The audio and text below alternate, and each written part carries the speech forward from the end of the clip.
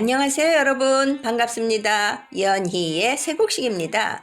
지난 72강에서는 새비새소리 찬양 시리즈 17번째로 아직 가사와 곡조가 낯설은 찬양 생명나무 완성을 산책하실 때나 요리하실 때 주무시기 전 반복해서 들으셨는데요.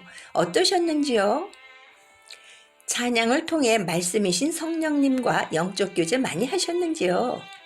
오늘 73강 새곡식 메뉴는 뭘까요?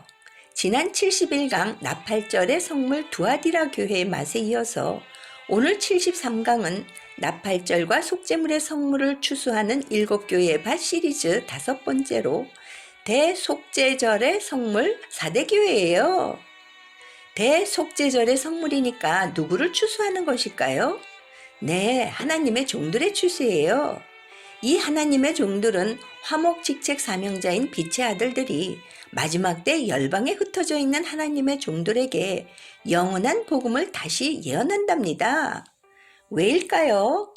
하나님과의 화목을 위해서 영원한 복음인 그물로 좋은 물고기와 나쁜 물고기를 낚아서 방주인 피난처의 식물을 공급해주는 노아와 같은 사명을 맡은 자이고요.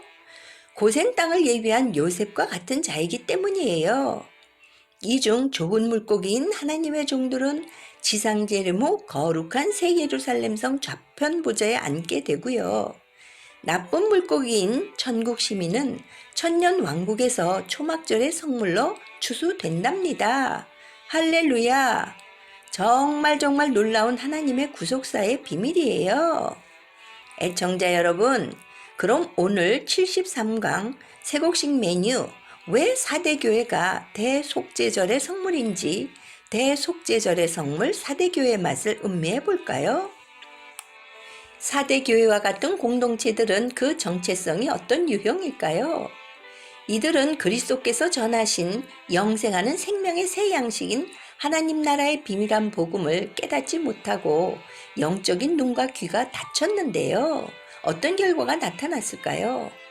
사람에 의해서 난 종교 교리를 만들어 제단에서 제사하는 법을 가르치고요. 열심히 섬기고 봉사하는 종교 행위로 신앙을 지키게 한답니다. 결국 하나님 앞에 온전한 것을 찾지 못해 그들의 종교 행위가 거짓령에 미혹되어요. 그래서 물질과 음란의 우상인 바알신을 섬기게 되고요. 죄와 사망의 법에 매여 종노릇하는 죄를 짓게 되므로 멸망을 당하게 되어요. 따라서 만일 그리스도의 말씀을 따르지 않고 종교 신앙의 범죄함을 깨닫지도 못하고 회개하지 않는다면 그리스도께서 도적같이 이르러 어느 시에 내게 임할지 모른다고 말씀하셨어요. 애청자 여러분, 장차 종교인들은 그리스도께서 호령과 천사장의 소리와 하나님의 나팔로 친히 공중재림하실 때 자기의 양들을 부르시는 주의 음성을 듣지 못하게 되어요.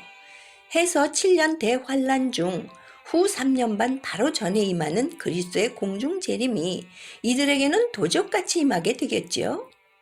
때문에 어린 양의 혼인잔치에 휴고되지 못하고 이 땅에 버려둠을 당하게 될 것을 암시하는 것이랍니다. 그렇다면 이 비밀을 깨달은 사도 바울은 이 땅에 버려둠을 당하는 자들을 누구라고 했을까요? 새곡식 14강 나는 데려감을 당한 자일까 버려둠을 당하는 자일까를 다시 들어보시면 도움이 되실 거예요. 이들은 율법 아래 있는 여자의 자손들이에요. 이들은 천국의 비밀을 깨달을 수 있는 영적인 눈과 귀가 닫혀있기 때문에 주의 날이 밤에 도적같이 이르게 된답니다. 그래서 저희가 평안하다 안전하다 할 그때에 멸망이 호련히 저희에게 이르리니 결단코 피하지 못하리라고 증거하고 있네요. 따라서 이들에게 어떤 일이 일어날까요? 후 3년 반 동안에 일어나게 되는 마지막 7대접의 불환난을 당하게 된답니다. 그때에 하나님이 광야에 예비하신 환난의 피난처로 인도함을 받는 자들이 있는데요. 누구일까요? 피난처에서 식물 공급을 받는 여자의 남은 자손 14만 4천들만 그들의 구원자로 시온산에 지상 재림하시는 어린 양 예수께서 아마게돈 전쟁의 대환란에서 이들을 건져주시게 된답니다. 사랑하는 애청자 여러분, 이들과는 대조적으로 주의 날이 도적같이 임하지 않는 자들이 있답니다. 누구인지 정말 궁금한데요.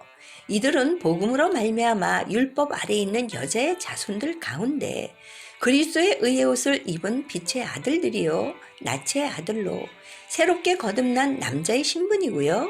또 있답니다. 이들은 밤이나 어둠에 있지 아니하므로 진리의 성령이 오셔서 장래에 일어날 그리스도의 비밀한 재림의 계시를 모두 알려주세요. 때문에 주의 날이 그들에게는 도적같이 임하지 못하게 될 것을 성경은 증거하고 있답니다. 할렐루야! 사랑하는 애청자 여러분, 그런데 그리스도께서는 사대 교회와 같은 공동체들의 행위를 아노니 내가 살았다 하는 이름을 가졌으나 죽은 자라고 말씀하셨잖아요. 여기에서 내가 살았다 하는 이름을 가졌으나 죽은 자라는 의미는 무엇일까요? 이것은 하나님과 어린 양의 보좌를 섬기는 제사장 나라의 거룩한 백성의 그루터기로 남겨둔 이스라엘 12지파의 족보에 이름이 기록되어 있는데요. 이들은 이름은 있는데 하나님의 종 모세가 주는 묵은 만나를 먹고 약속의 땅 가나안으로 들어가지 못하고 땅에 속한 광야 교회에서 모두 죽은 자들로 율법 아래에 있는 여자의 자손들을 말한답니다.